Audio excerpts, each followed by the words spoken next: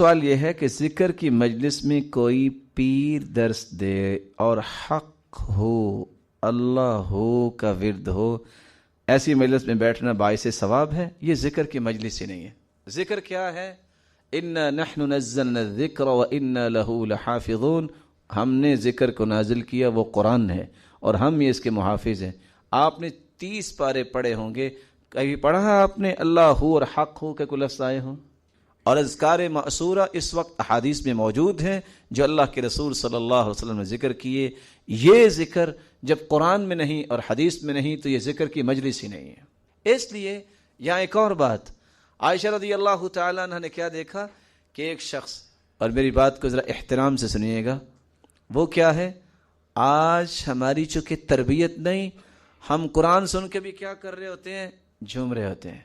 عائشہ رضی اللہ تعالیٰ عنہ نے دیکھا کہ ایک شخص قرآن پڑھ رہا ہے اور جھوم رہا ہے، فرمایا اوف اوف شیطان اخرجو، یہ شیطان کہاں سے آ گیا، اس کو نکالو گھر سے باہر۔ قرآن مجید کو بھی اطمینان، انہماک، تسلی، سکون، وقار، سنجیدگی، متانت، شستگی کے ساتھ انسان کو سننا چاہیے۔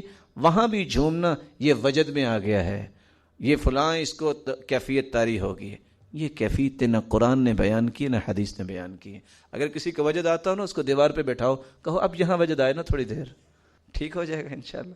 اس لیے یہ ذکر کی مجلس ہی نہیں ہے تو ثواب کہاں سے ملے گا؟ رسول اللہ صلی اللہ علیہ وسلم نے ایسا ذکر نہیں سکھایا۔